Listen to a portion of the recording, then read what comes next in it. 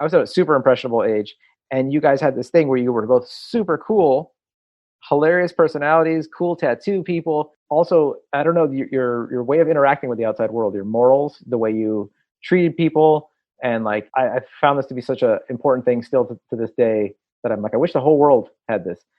You guys give people the benefit of the doubt, and you move on quick. Like, you don't hold a lot of like we're going to be like vengeful. You're just like, oh, so-and-so turned out to be a douchebag. All right, no big deal. You tip really well when you go to the restaurant, and like, you're not treating waiters and servers like a different class of person. I don't know. You guys set like a certain example of giving the benefit, I guess just grace in general, that is so important. And I carry it with me, and I constantly see it in society where I'm like, I wish society would just have a little bit more grace. And then I'm like, where does that come from? It's you guys. You guys set that example. Shefsky here, and welcome to Fantasy House. Every week, a different special guest gives us an imaginary tour of their wild, weird, surreal fantasy house. It's the world's only NSFW real estate podcast. It is not safe for work, folks. All right, so don't play it at church, temple, mosque, or the chapel of sacred mirrors, or any job where you're afraid you might get fired. If you work somewhere cool, go ahead. Play this. You, your clients, your coworkers, you can laugh. But it's NSFW. There's your warning. This episode, like all episodes, is brought to you by me, Jon Shefsky. I'm your Southern California realtor. I would love to discuss anything that you want to talk about real estate. Okay, so even if you're not thinking about doing real estate now, you're like, hey, I want to wait till the market changes. Hey, my boyfriend and I are planning on saving up. We want to buy something in 5 years. Hey, we don't even know if I could ever do real estate. Just let me know. We'll talk about buying, selling, why I love multifamily apartment buildings.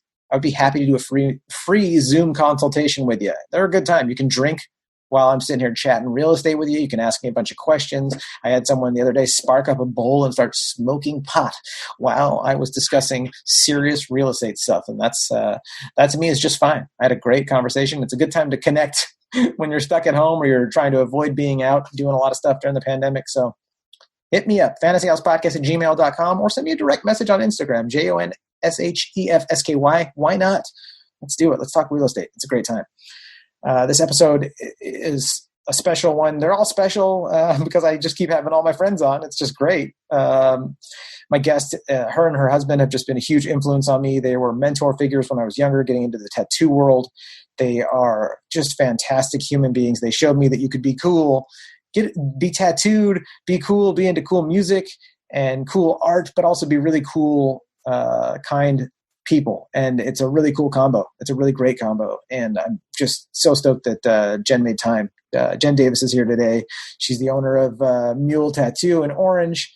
And I just can't wait for you guys to hear this episode. We had a lot of riffs.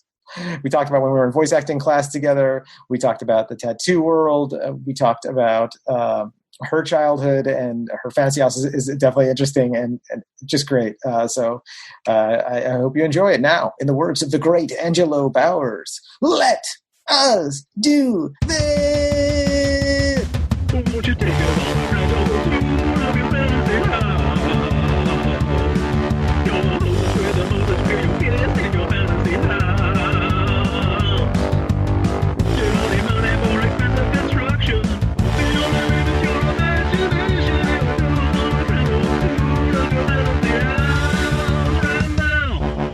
Call it up to the microphone and the booth. The booth. There you go. Yeah. No wonder I never made it in voice acting. No, you know what? That was the interesting thing about her class. I've taken a ton of classes, and hers was the only class that you never got in a booth. You just did it with the microphone right there. But she had the engine. Do you remember that? Yeah. And she had the engineer in the booth, which I don't know what he was engineering, but yeah. And his name was like, it was something like sassy, like not like something weird, not Sergio or Carlo, but it was something like really sexy. Like, I don't remember, but I remember him having like this Caesar, something like that. Yeah, it was Caesar. I think it was Caesar. Yeah, and then Len Davis. When she'd call it Len, and they'd be like, we were just like looking around the class, like, no, Len Davis, and you were like, did you mean Jen Davis? No, yeah. If I told you you had a beautiful bod, would you hold it against me? Oh, dude. She was so, you'll know when you're ready. And you'd be like, well, what do you mean? Like, should I make a recording? You'll know when the time is right. I'm like, listen, this is one of the things I hate about the Hollywood entertainment stuff is it's so vague. It's like, what do you mean? Like, just tell me what do you want me to do? I'll do the job. You'll know. All right. Well, is now the time then? You'll know. All right, I'm stepping in. I'm going to do it. You're not ready. Okay, I don't understand people at all. Like, you're very hard to communicate with. Oh, God, that's like the epiphany of all Hollywood stuff. Or epitome. You know what ruins Hollywood for me? They expect you to have a vocabulary and be able to understand words and their definitions. And I can't do it. Like, what can you give me? What do you mean? Well, I was just riffing Jen because I just said the epiphany of Hollywood instead of epitome of Hollywood. It's like that trailer park character, Ricky, and just like always messing up words, all weird. I had an old boss like that. Yeah. Oh my God, yeah, he was amazing. His name was Zeke. Oh, already love him. Oh, he was awesome. He was from Chicago, and he. We'll get to the other part later. But so he was so he had his own office where he would tattoo, and he would walk around, and he didn't trust any of us, and so he'd walk around and be like, "Hey, how much is the tag on that one there? How much is it?" So then, as you're tattooing, the person be like, "Oh, they said $250." Be like, "Yeah, okay," and he'd go write it down. So while you're tattooing him, you had to talk about how much the tattoo was going to cost. What's the tag on that one? Yeah, that's hilarious. And then if I was working on like a cute girl, he'd be like, "Hey, you want me to help you stretch the skin there? What you got going on there?" Oh, so he was a sleazeball in every way. Oh, he sounds hilarious. Oh, dude. Oh, he was so funny. But he had what we called Zekeisms.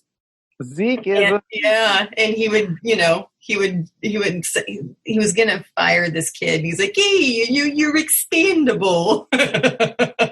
Expandable? What does that mean?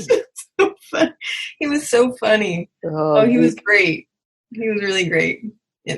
There's so many characters. I mean, Tattoo World is full of crazy characters, for better or worse. But my God, there's some really. I remember having to keep track of prices at a shop. I worked in Fullerton at a shop, and the boss, the owner, was super lazy and didn't like to really step up and like do his own responsibilities. So he would hire super scumbags because he just wanted to get the money in from them bringing in their first round of clients for the first 2 or 3 weeks, because they were, as Zeke would say, expandable. But he would ask other artists, specifically myself, to go and keep tabs on like what they were charging, because one thing in a badly run tattoo shop where you don't take care of your employees and you don't hire high quality human beings is you have people that say they charged $100 for a tattoo when they really charged $200 for the tattoo. Right. They keep the $100 and then they split the other 100 with the owner, and therefore they're, what is it called, money laundering or some form of scam. And that's it's not laundering, right? It's embezzling. I think it's embezzling. It's bamboozling. Yeah. Oh, actually, have you been embezzling money from me? You've been lollapaloozing me for years. You've been ambivalently taking money from me. And lollapaloozing. Oh, dude. Speaking of Lollapalooza, when he did the Burning Man on me, he took all the money. Right? Or no, it's Lollapaloozing. Okay. Lollapaloozing. I lollapaloozed a lot on that guy. So stupid. It's so stupid. Should I just pull the fire extinguisher off the wall and just spray? Oops, I'll be here all week with my Chalk Santa Claus beard. If you're just tuning in to Fantasy House right now, listeners, we had to move because I was upstairs in my house and the internet connection was so bad. So Jen and I have already been talking for like an hour and then realized we can't release this because it's pausing every 10 seconds. So now I'm in the garage, which is why there's a fire extinguisher behind me. And it's working. It's working. Thank the Lord. It's actually working. This will have to be my spot. I'll have to tell my wife, too, that she can do her work Zoom calls in the garage. Oh, yeah. That's fantastic. Oh. Well, and then it froze? No, it didn't. No, it didn't freeze. Better not. You don't freeze, Internet God. I pray to you every freaking night. And the all lights go out. Like, damn it. First it giveth. Am I right, folks? But, dude, the voice acting classes with Bell Sound, that shit was awesome. Oh, I loved going because I got to go with you and it was just so much fun being with you. You didn't actually like it? Sorry, Dolores, but I didn't love that class. She's not going to hear this. She doesn't believe in podcasts if she's alive. She's watching. She's watching. Oh, yeah. From heaven? Yes. She's like, Apple Podcast, 1 star. It was awful. She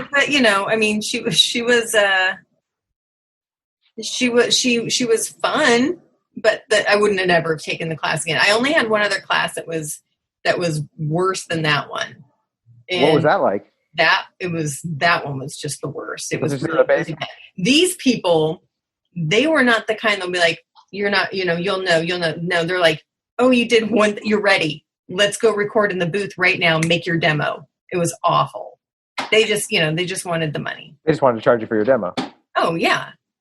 Oh, that was terrible. That's why, like, the people I think that do best in entertainment of my friends and the people that I've seen it through experience has been if you have a mentor, whether it's someone in your family that you grew up with and can trust, or just you get involved, like with comics, you start opening for someone. If you're opening for Rogan or Burr or one of these a bigger name and decent human being dudes or ladies, they're going to tell you, like, don't trust so-and-so, they're a scam artist.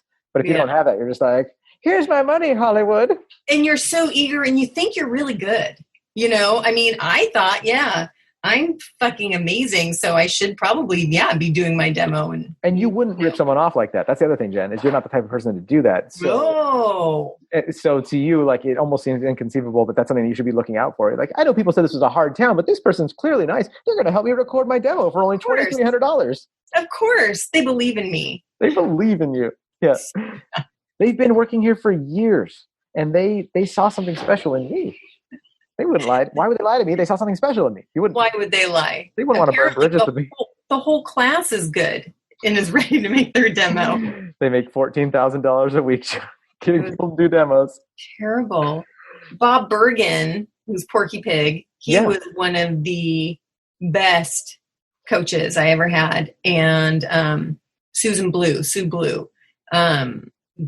Those two were probably the best classes I've taken that I can recall. I took a lot of classes, but they were amazing. That's the title of your memoir? took a lot of classes. By Jen Davis. Took a lot of classes.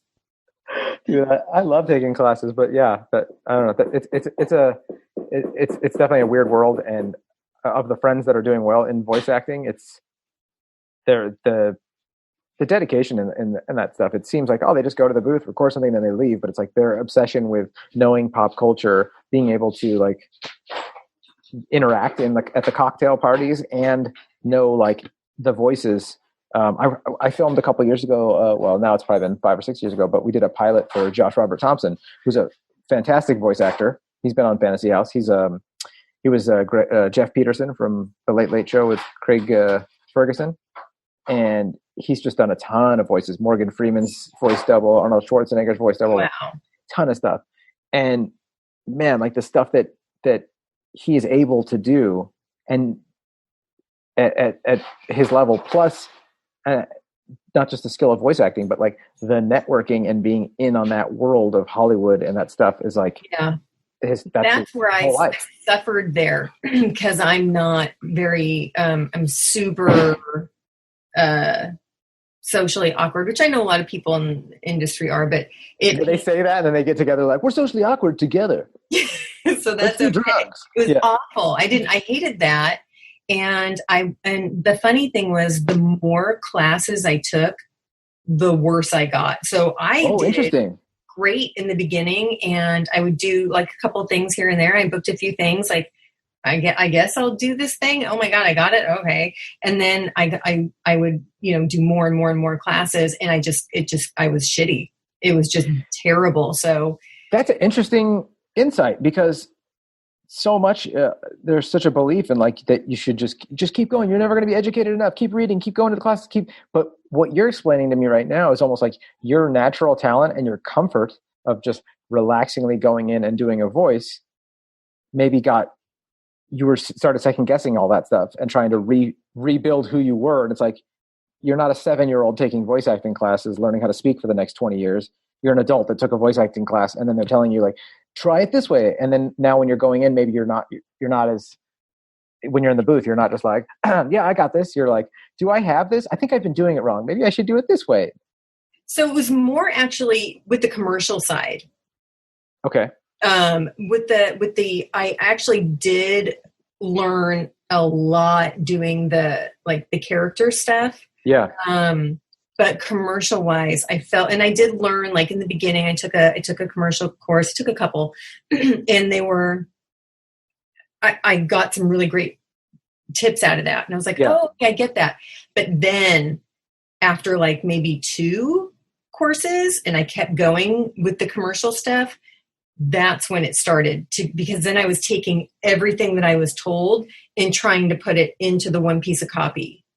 Yeah. So I don't know if that makes sense. So, but yeah, it does. It's just like with paints. Like you tried to use too many colors, it just became really like you tried to blend too many colors. I mean, and it became super muddy. Yes, and that's exactly what happened. And some with the animated stuff. In fact, I had another coach, and so I go in there, and she was great right off the bat. I loved her. She loved me. It was fantastic. And I'm leaving her house one day, and I'm like, I got a joke for you. And she's like, yeah. I'm all knock knock. She's like, who's there? I said, it was something like controlling something. I said, no, you say controlling who? You know, it was just stupid, like because I'm super controlling. So I told her how to answer a joke, whatever. It was stupid. Yeah, it's hilarious. It's definitely So anyway, say it, damn it. So she says, do you come from an alcoholic home? I said, I'm all, well, yeah, I'm a child of the 70s. Yes, I came from an alcoholic home. Yeah. She's like, I think you need to go to Al-Anon. And I was like, what? No, I don't think this is from you riffing with her right then and there. You're like, that was the one joke. So I guess I was really bad. And so she's like, yeah. She goes, I think you need to go. I think it would help you. It's like, oh, all right. So I guess my coach do they have a voice acting class? It was terrible. And I went and I called her. I said, right after I got out of there, I said, this wasn't for me. I felt like I was spying on these people. I did not belong in this room. And she's like, you know what? You just need to go to a second one. Just go to another one. And that's when I just dropped her as my coach. And I never went back to voiceover after that. Just incidentally, but she was probably a member, and then so she wanted to bond with you over that. And because you're like, no, she's like, I can't have you in my life. Oh, well, I'm looking for a mentee that also goes to AA. There's a lot of that too. There's a lot of that in comedy. Yeah, it wasn't good. I have a couple of friends who are like, I'm opening for so and so. They're like, oh, where'd you meet him? AA. Dude. So I used to know the opener for I won't even mention names. Can't say his name. More than 1 or 2 comics, like 3 or 4 comics. From like, where'd you meet your headliner buddy? That's your guy that you're touring with and opening for at either NA or AA or one of the anonymouses. Yeah. Yeah. So it's wild. It's a wild world. And now you look at this. You're a tattoo lady and rocking and rolling, and you're educating yourself. And I'm going to be a teacher. Going to be a teacher. Yeah. I think you've always like been awesome. Like with, being a teacher, being like setting a good example. You're not even like abrasive as a teacher. You showed me so much stuff. You and Josh both have always set these incredible examples for me. Thank you. It's crazy. Like what a big part of my life and like decision making and stuff like that. I was at a super impressionable age. And you guys had this thing where you were both super cool, hilarious personalities, cool tattoo people. Also, I don't know, your way of interacting with the outside world, your morals, the way you treated people. And like, I found this to be such an important thing still to this day that I'm like, I wish the whole world had this. You guys give people the benefit of the doubt and you move on quick. Like you don't hold a lot of like we're going to be like vengeful. You're just like, oh, so-and-so turned out to be a douchebag. All right, no big deal. You tip really well when you go to the restaurant, and like, you're not treating waiters and servers like a different class of person. I don't know. You guys set like a certain example of giving the benefit. I guess just grace in general that is so important. And I carry it with me, and I constantly see it in society where I'm like, I wish society would just have a little bit more grace. And then I'm like, where does that come from? It's you guys. You guys set that example. Sweet. To show that you could be cool and that at the same time. Just blew my mind. So sweet. Thank you.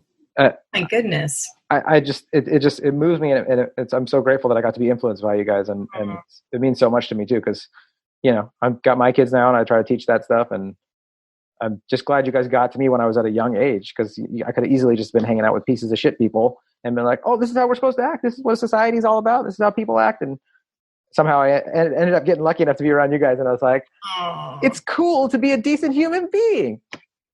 It's so sweet. Yeah. Oh my gosh, that's so sweet. Thank you so much. I know it's probably what do you call it? It's overwhelming and embarrassing to have someone do this to you. I'm like, Jen, can I just read this to you? I wrote this to you. It's a poem. But still, seriously.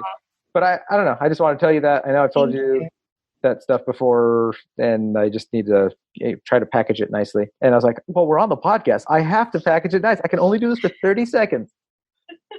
I can't cry on the phone on my podcast. I can. Yeah, you can. My guests are encouraged to cry. You're listening to Cry Time with Jon Shefsky. Cry Time. Oh, God. Oh, man. What would I pray for? What would I ask the genie for? 1,000,000 days to make 1,000,000 podcasts. Cry. Actually, some of my favorite tattoos were when people would cry because it was like if I did a portrait, yeah. And they would look in the mirror and they'd go, it's him. Yeah. It's him. So every time someone came in to get a portrait of a deceased person, Mikey C would be like super excited to see if that was going to happen. If the cry meter didn't go like ding, ding, ding, yeah. like a thing at the fair that you hit with a hammer. It's all, yeah, ding, ding, ding, yeah. Ding, ding. They and cried. I knew that was like the best compliment, right? Oh, that's so great. Yeah, that was the best, making people cry. Should I have cried when you give me my Bill Hicks tattoo? I love that tattoo. Is it good? Oh, dude, it's so good. It was at one point, I think. Oh gosh, that's not bad. It's a great tattoo. I mean, that's okay. It's been sunburnt a couple times. Hey, that's all right. Not bad. Not such bad. A great. I always think I'm like, man, it'd be cool to get Carlin and Chappelle just kissing, hanging out. Carlin and Chappelle. Sitting, actually, if you do like a cartoony body underneath Bill Hicks to where he's sitting in the middle of them and they're each on the park bench and he's going skiing with them, giving them both handies, that'd be great too. Oh, that's sweet. That would be fun. That's really sweet. That would really be something sweet. Oh, dude. So I got to tell you, I was very nervous about this fantasy house thing because I listened to the podcast, right? Yeah. And so last week, before you asked me to do this, my sister and I are talking and she's like, are you literal? Do you think, are you a literal person? I was like, I don't think so. Well, I guess I am, because I started to freak out after listening to these people talk about what their fantasy houses. I'm like, oh my God, like they're talking about unicorns deliver donuts on their horns. And I told this weird shit. I was like, I don't know. I'm getting nervous. I don't know. What am I supposed to say? A wine cellar in a cheese cave? No, that's not weird enough. I don't know. But I thought of something. That sounds great, by the way. It does, right? Yeah. The donuts or the wine? All of it. Yeah. I mean, donuts, yeah. We have the wine and cheese. Sommelier. So I was thinking about it yesterday. And I don't know if, again, here comes the literal part. I don't know if this is allowed, but yeah, totally do it. So I was thinking about the house being broken up into my favorite rooms as a child and favorite. So when I was a kid, every summer I would go to my great aunt and uncles in Florida. And I would have their apartment in there, but it would have to be that time period, and I have to be in that time. Oh, rad. This is very Labyrinth, Drop Dead Fred. Yeah, interesting. Okay, cool. Yeah. So that's what it would be. Even maybe slide night. We were talking about slides earlier on our first podcast. Yeah. One where we were going, hey, Jen, what do you... Oh, yeah, dude. Bad internet. So, different rooms or different, I guess, memories would make up, plus the wine cellar and the cheese cave. Okay, yeah, let's go through a tour of it. What does it look like from the outside? Where is it located geographically? Ooh, so that's a great question. I would have to say either Irvine, because that's where I grew up. Okay. Or well, I mean, I guess it depends on the room or the house or the memory of the time. But I'll say Irvine. Okay. I'll say Irvine because that's where I grew up. Irvine. Irvine. I always think of the Pablo Francisco. He used to go, spoiled brats in Irvine. Oh, yeah. Yeah. Irvine. Yeah. I'm going to Irvine. Yeah. And Daniel Tosh used to say, enjoy your mall, Irvine, or whatever. He used to have some sort of like condescending Irvine. I love Irvine. Oh, dude, me too. I made a rap about Irvine a long time ago. And do it, please. You're in the booth, Jen. God, but shoot. Irvine, you so fine. I can't afford to buy a house because I ain't got a dime. Irvine. I think it's a little offensive, so maybe I won't say it. But is that how the rap starts? IRVINE. We all drive SUVs. Well, that's super offensive, Jen. There probably is a coalition of SUV parents that are like, it's a little racy. I'm not gonna lie. But anyway, so yeah, and then I would walk into the house that I grew up. Well, we moved around a lot. So the main house when I was, I think, second grade. Where we lived on this really bitch, and it wasn't a cul-de-sac, but it was this, not a through street. I don't know. It was just really great street. And we used to be out there roller skating all the time. And I just remember amazing times in this house. So I think part of my fantasy house would be that house, those times. And then wait, you got to move over just a drop to your left again. Nope, no, not that much. Just a drop, just a hair. This is super interesting. Well, it was just happening. It's so weird. I'm wearing a black shirt. I got to show you this. Hang on a second. Yeah. Oh my God. So I'm going to show you this. I'm going to send you this picture. I'm wearing a black shirt. I'll show you when I post this on Instagram or whatever. Where your head is cut off by my picture on the video and my black shirt, it literally looks like the shape from my shoulders to where your hair is. Like, I look like some sort of weird like hat outgrowth from the top of your head. It's freaking surreal. Anyways, okay, go on. Sorry, it's just too trippy. I had to stop to tell you that. Okay, go on. No, it's good.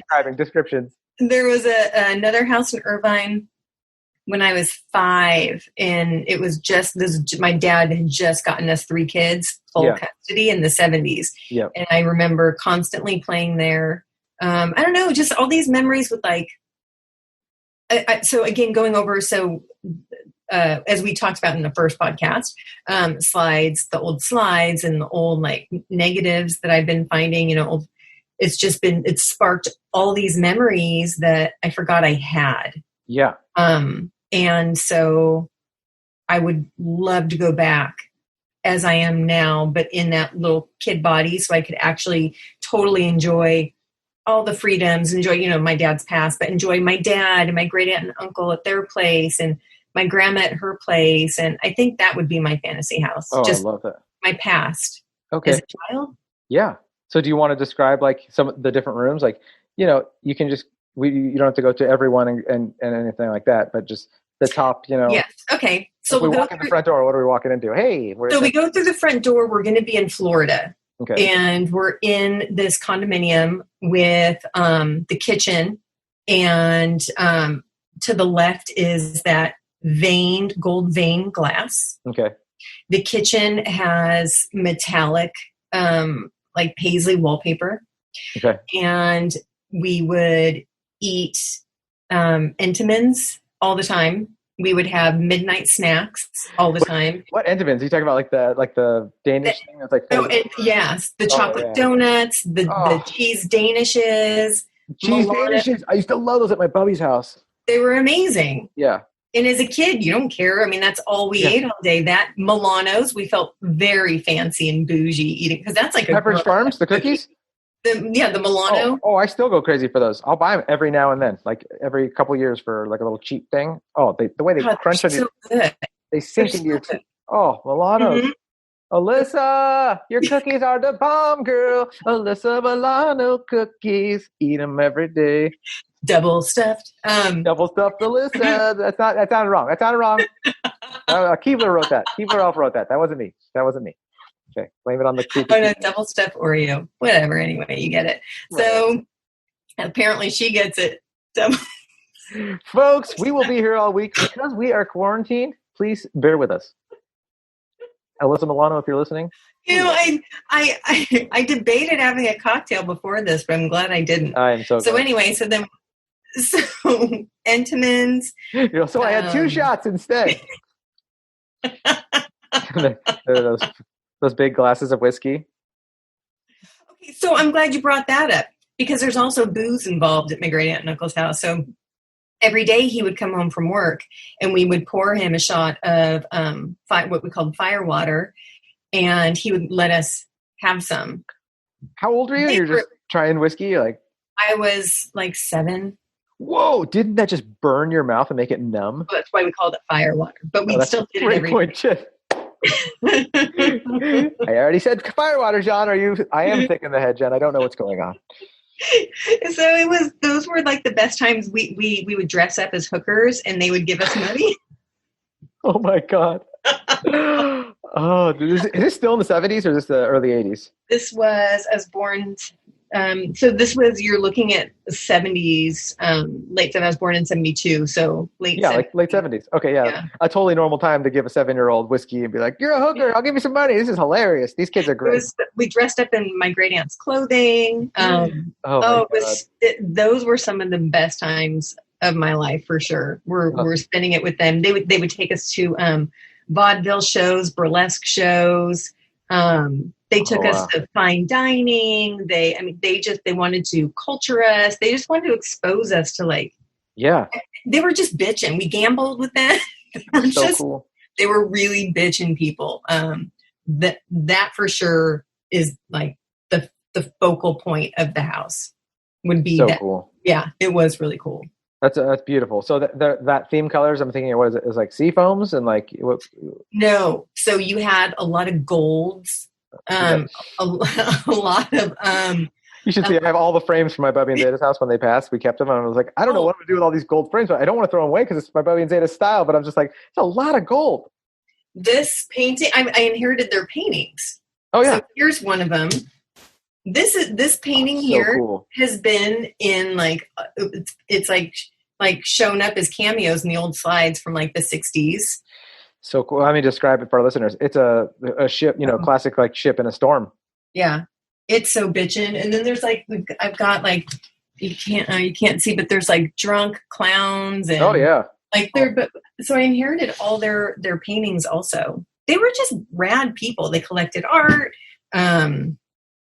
They were just the value of that too, that they took their nieces and nephews and like you said, cultured them and was like, hey, come out with it. We're gonna take you out for dinner and showed you things that you wouldn't got to see at home is really cool. That's badass. Okay, so the entrance to your house, we're like walking in, it's gonna feel like that 70s Florida, like Jewy, gaudy, like gold stuff and like big frames like that with big matting and like big frames, big matting, metallic wallpaper.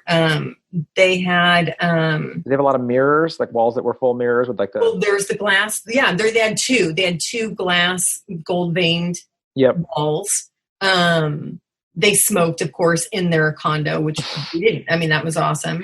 Yeah. They had a lanai that we would go out, although it was way too hot to be in the lanai in the summertime. Is that the name of the car, a lanai?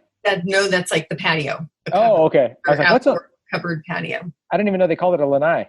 Yeah, it's the lanai. So and then what was cool is that she was a saint. So basically, my sister and I married. They say you marry your father, I married my great uncle Jack, and my sister married my great aunt Gertrude. Really? Yes. Like their personalities is what you look for. Even Josh kind of looks like my great uncle Jack. That's hilarious. Yes. Yeah. So gold. You're talking just lots of gold, lots of gold, lots of tchotchkes and So that was their. Oh, we always had sea monkeys every year. Have you ever had sea monkeys? Like the pet in the little. Yes. Oh yeah. Yeah. So every year we got those. So that's also in the kitchen. And so that's going to be in your fantasy house. You're going to have sea monkeys in a. Yes, but they actually grow to be how they looked on the box because they never did that. And every year I gave them a chance. You're like, come on. Oh, yeah, super misleading marketing for kids. I always wanted those. My parents were like, it's just tiny shrimp. You're not going to. Like, what? Look at crown. I never saw any of it. So, yes, in my dream home, they actually look like how they did. Did you ever see the South Park episode with them? No. Oh, dude. There is an amazing South Park. I wish I was good at remembering numbers and things. Did I do that tattoo on your knee? Is that a Oh yeah, crab? those are my crabs from Life Aquatic. Did I do those? The sand crabs. Yeah, you did them. Okay, that's what I thought. Yes, ma'am. I forgot about Oh yeah, I love these crabs. Yeah. My kids love them too. No, that's still one of my favorite scenes in Life Aquatic and in many movies. I didn't know that they were mating. Or what is it? God, I forgot I don't remember. It's like Bill Murray getting a divorce, basically. Like it's when his wife's leaving him, and they stop and look at them. It's like, and it's like the female rips the male's arm off, and it's just like this funny, and the timing's perfect. It's great stop animation. It's Wes Anderson, like dry humor. I'll have to rewatch that. It is so great, but not as great as this Fantasy House. And we're back, folks.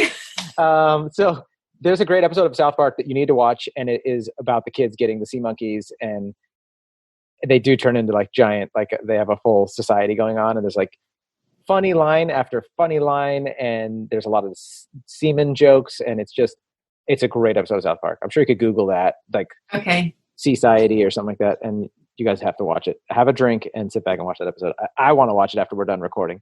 Okay. Okay, so now you said that there's sea monkeys. You said they're in the kitchen? They're in the kitchen window. All right, so what's the kitchen like here? Because I always love to know, in any fantasy house, I always want to know kitchens, bathrooms. It's hugely important. Yeah, it is important. It's very important. It's important. It's important? It's important. Okay, Zeke.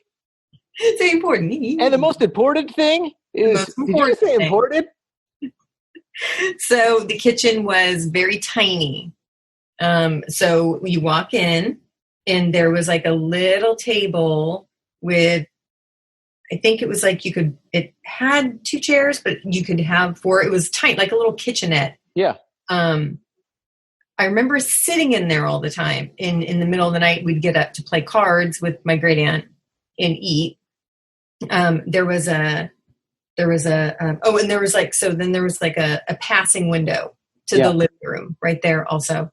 Then there was a long pantry, the fridge, the stove, like it was almost like an apartment kind of. It was so little. I don't know how she cooked anything. And then there was this table that had all the snacks on it. So it had all the Intimates and stuff on there, which were highly encouraged to eat. And then she'd make potato pancakes, and we'd eat them like right out of after she'd fry them. Oh, they were amazing. Oh, God, those were the best. But that's really all I remember eating at her house was Entenmann's, Milano's, the potato pancakes, and she made these things called salmon croquettes, which are like just salmon patties. Like patties, yeah. Mm-hmm. So like fried in butter or whatever or something like that. Yes. Oh yeah. It was just the best. So if we were taking a tour through your fantasy house, that's what we'd be eating right now in your actual fantasy house. Oh my God. We're having Entenmann's and salmon croquettes and and potato pancakes. Yeah, sounds good to me. God, it's amazing. It was amazing. So funny. Yeah, and then they had this rad little gold wiener dog. It was brass looking or gold, and its back was like carved out, and you put Ritz crackers in there, and then and then his tail was the thing that you would spread the topping with. You like pull the tail out. It's a little butter knife or something like that. Yeah. That's so cute. They had all sorts of stuff like that. That's so fun. They sound like amazing people. They were amazing people. Yeah. What was their names again? Goldie or Gertrude, but we called her Goldie. And Gertrude and Uncle Jack. Uncle Jack and Gertrude. But everyone called her Goldie. Goldie and Jack. Yeah. Yeah. And he would always say, Jesus Christ, Gertie, would you let the girls do their thing? Jesus Christ, Gert, would you just let the girls be? Oh, it's so great. Do you have any pictures of them from you guys hanging out? Oh, yeah. Yeah. Oh, man. Here's the Gert right here. So here's Gertie. Here's the Gert. She's the one in the striped outfit. I don't know. Oh, yeah. I can see it. Okay. There's Norm. There's my pop. And you can't see that this is, that's Uncle Jack. Oh, they look so sweet. They were amazing. Amazing. What, just people. Oh. Human beings. Hi, Fluffy. Hello. I'm gonna die soon. Poor guy. That's the inner dialogue of our honest cat. Yeah. Nothing lasts forever. Wait, Kill me now. That's a parrot. Yesterday. I Oh, know. It's so dude. sad. You know, there's people that talk about like the preciousness of life, and if it lasted forever, we wouldn't treat it so precious. But I'm just like, that's great and all, but can you just make us last forever? Like, it's just, Oh, you know what I mean? Like, I don't want to last forever. oh, dude, I'd be so down to be like, just like when I saw that vampire movie, Interview with the Vampire, when I was a kid, I was like, yes, that would be so much fun to be like, I lived before there were cars, I lived after cars, and now I'm living in spaceships. I don't know. I think it would just be fun. And I could finally, like, you know, save some money and retire, you know? Well, I mean, if you put it that way, I mean, that could be part of your fantasy house. Like you're a vampire and you live forever. That sounds so weird. But now that you said that, Jen, that actually is a note I probably need to take. Well, yeah. In my fantasy house, it's not just the house. Me, I'm actually a vampire. That's me. I'm like, hi, I'm Jon Shefsky, your local realtor. But my fantasy is that I'm a vampire. Like, I don't want to suck blood, dude. If I was a vampire that could only eat sushi, maybe. Okay, so can I just tell you, I'm hooked right now on vegan sushi. And before you... Okay. Well, it was great having you on our podcast. And you guys, where can people reach you? Freak! Vegan sushi. What are you eating? What's going on top of the rice? So I don't put rice in mine. I really want to lose 3 pounds. So go to England and buy a couple candy bars. Folks, I'll be here all week. Jen, what are you eating for sushi? How can you have no rice? So, because I don't want the rice. So can I just ask you this real quick? Do you have cheat days on your diet, or do you just like? Are you just? I have cheat days when I binge eat at night. Yeah, okay. So you could have rice then. The chips, the ice cream, the cookies, everything. I eat it all. It's okay, so I'm the same way. I'm absolutely an insane glutton. That's why I like to fast and eat like low carb when I'm eating, because I'm like, if I can only have steak and cauliflower or nothing, then I'll do really good. But if you start giving me this, the longer the list goes, the more I'm like, oh, was there carbs in that? Oh my God. Yeah, I'm on an all carb diet. An all carb diet. Hashtag carb tard. Okay. What's on vegan sushi? So before we go to the next room in your fantasy house, a roll of nori. Okay, sushi, nori paper. Right, the nori, and then you take carrot pulp. Okay. Polpa de zanahorias. Sí. Y sriracha. Sí. Y mayonesa o bitchin sauce. Sí. Mezcle. Okay. Sí. Take the pulp of carrots. You take sriracha, and I don't use mayonnaise, although I love it, but I do bitchin sauce. Have you had that? No, I assume it's vegan, like mayo, or? Yeah, it's not mayo. It's like an almond dip. Okay. It's amazing. It's got Bragg's in it, so it's kind of got that soy saucy kind of taste. I love that. And you mix that up in a bowl, and you lay that down on the seaweed. Okay. And then closest to you put yellow pepper, avocado, and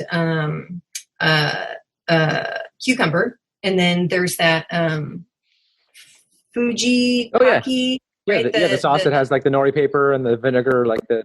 Yeah, it's not a sauce. It's got sesame seeds, the nori. That's what I meant. Oh, okay. A sesame, like kind of. Yeah, so I don't use that either because there's sugar in it.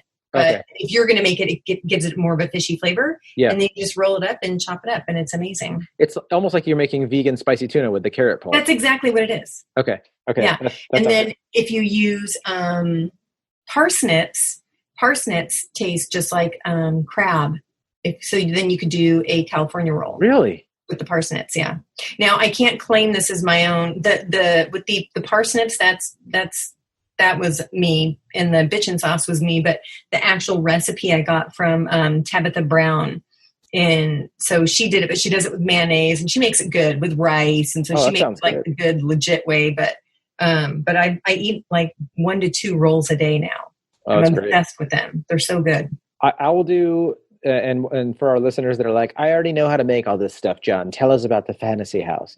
I'll get through this in a quick second. I'll take nori paper, and I'll do tuna salad, like canned tuna salad. Yeah. I'll mix that with like, I love a ton of sesame seeds. I'll put sriracha. I'll put mayonnaise. Sometimes I'll put, if I want to sweeten it up, I'll put some sort of sweetener in it. I'll even put stevia if I want to just do something like I don't want to put actual sugar. Put something in there to give it like a little sweet, spicy tuna flavor. And then I'll mix that up. And you can do that with or without rice and nori paper. Toast the nori paper if you want. avocado, cucumber, So good. and it's outstanding. Sounds And amazing. oh, I love it. I'll even do it if I order sushi on a cheat day and then save some. Like if you can pay like an extra for an extra thing of California roll or whatever. I'll do it the next day on my own nori paper. I'll be like, I'll use that extra California or that extra spicy tuna to make rolls tomorrow. So anyways, thanks for letting us tell you guys that. If you're listening and you want to do that, highly recommended. So I think I'll have a bite of the fake sushi in your fantasy house, but I'm probably going to be stuffed full of Entenmann's and frozen potato pancakes. Frozen. Oh, did it freeze for a second? Okay. It froze. Well, it's back, and let's go to the other room. What's the other room? Ooh, I don't really know. I'm trying to think of. Okay. You have to have a bathroom. Then okay, yeah. You just ate those vegan rolls. I gotta poop, Jen. What's this bathroom like? That's a good question. I'm trying to do the Rolodex of my favorite bathroom in one of my houses. It might, you know what? It was my dad's bathroom in one of the houses in Irvine. Okay. And it was pretty big, and I always wanted 2 sinks for like my master, right? Because Josh, we only have 1 sink in ours. I just love the idea of brushing our teeth next to each other. Hey, high five. Oral hygiene's important, and so I love that they have that. So it's a bit and it's open in the room. So you've got, but not of course the toilet and the shower separate. But so the bathroom is big, and it's in the master bedroom, and it's just open, and there's the double sinks. And I guess just the toilet and the shower in the other. I mean, it's not really that extravagant, but I love the idea of the double sink. What kind of flooring does it have? And what color is the color theme? It is carpeting. I'm going to tell you. Carpet in your bathroom, you freak. That made it all worth it. You're like, it's very basic, but it's also going to get real weird right now, John. It's carpeting in the bathroom. Oh my. Yes. And I'm going to tell you, it's going to be pink. So a nice I love it. Pink carpet. It's so great. Oh yeah. Dude. With the pink carpet toilet on like seat, Yeah. Oh yeah. The carpeting on the toilet. The least hygienic things to do in a bathroom. Totally. Yeah. That poop in the air, those particles. Yeah. It just gives them a place to land. You can't really see them, but if you could, it would be a very was it Neapolitan ice cream everywhere? I don't know if you remember, but they also, in my fantasy bathroom, there's also pink toilet paper that they stopped making. Yeah, because it was carcinogenic, right? Like wiping your butt with pink all the time was actually causing colon cancer. Yeah, so it also has pink toilet paper. Oh, dude, it's great. Is there anywhere else in your fantasy house that we need to see? Any other rooms? Do you have a garage with any cars in it, or other vehicles, spaceships, or boats, or? No, again, I'm a little too literal to have a spaceship in my. Oh, they don't really have spaceships nowadays, Jen. I don't know. NASA in my fantasy house. Well, in my second kitchen. There's another. Well, there's the 80s kitchen, and that one had lots of Chef Boyardee beefaroni and pot pies. Oh, I love pot pies so freaking much. I've been wanting to make one lately. I haven't made one yet since the quarantine. I want to make one. You should make one. I'm looking up. Do you have a good recipe for in my kitchen? Do you have a recipe for non-carby, for the keto, whatever, to do it with almond flour and egg or anything like that? No, because I'm talking Swanson's frozen. Oh, yeah.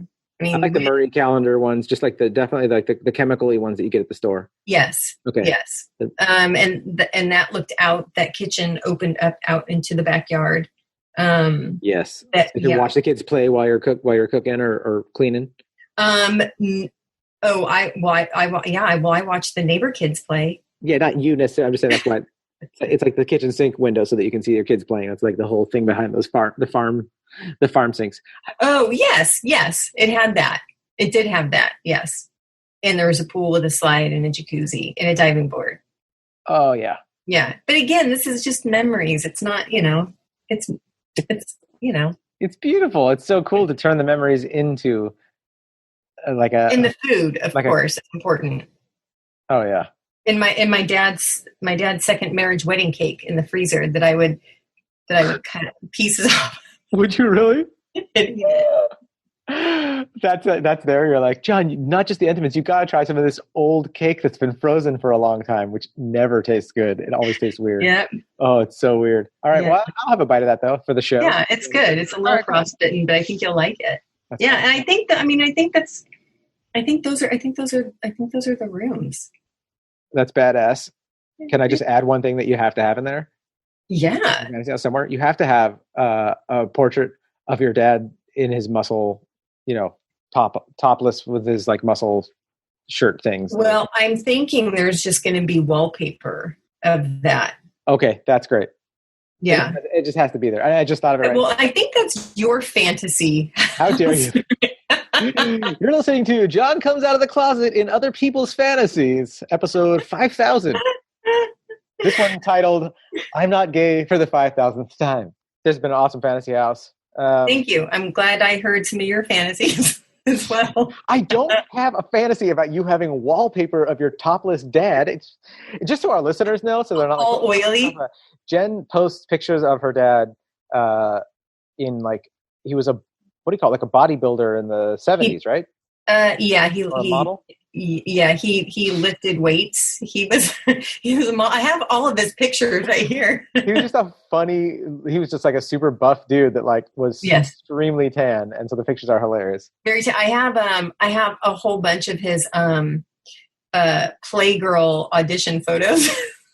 I would, if you hadn't been accusing me of being a closeted gay lord all episode, I'd be like, can you give me some of those so I can post them on the Fantasy House page? But now, oh, dude, so great. So that's what we're referring to if you're an audience member, and there will be a wall of that at Jen's Fantasy House. I hope so. They can find him on My Dad Makes Chuck Norris Look Like Chick Norris #. Is that what it is? Chuck Norris looks like Chick Norris? Okay. My dad makes Chuck Norris look like Chick Norris. And do you want people to subscribe to the Mule Tattoo Instagram? Oh, no. You want them to? Okay, I'm going to have to do a plug for you guys. Go follow Jen on Mule Tattoo. Check out her. She does awesome tattoos, like just amazing stuff. And when this darn pandemic is over, go get a tattoo, because her and Josh are both, I have a ton of their artwork on me, which is amazing. And I get compliments on 20 years later. So you guys got to go. You're so sweet. If you come into Orange County, I still get people that hit me up like, Shefsky, are you tattooing? I'm like, no, but I know the place. So this is where you guys should go. This is Mule Tattoo.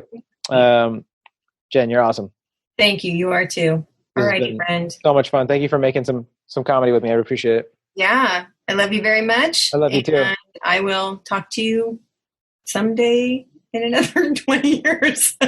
We talk at least once every couple months. Guys, if this is your first time tuning in, hit the subscribe button and go ahead, give us a review too, not just a review for the show, but a review for Jen's disgusting vegan wannabe. Just eat some fucking spicy tuna, all right? Fish are not living there in pain. Just kill them and eat them. You're putting them out of their fish misery. The ocean sucks nowadays. You've seen all those six-pack things that are floating around that are going on their heads? They want to die. Just get some spicy tuna. Straws. You know what? Straws. Dude, taking a break from riffing, shit bums me out. I'm like, can't we just stop using straws? And everyone's like, fucking liberal. And I'm just like, I'm just saying, like, who needs a straw? Like, but that's how it is. It's the world we live in, folks. It's the world we live in. It's a great dimension. Thank you, Lord, or whatever computer programmer made this realm up. Dear Satan.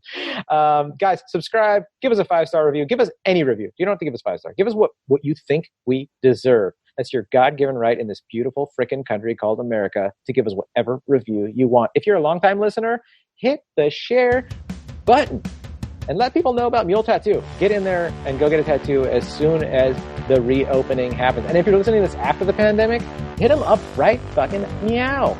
All right, love you guys. Be silly, have fun. Thank you all the first responders and emergency workers, janitors, people that are keeping our society functioning, and people that are just being positive and keeping a bright, optimistic view of the future for us. I appreciate that. All right. Mwah.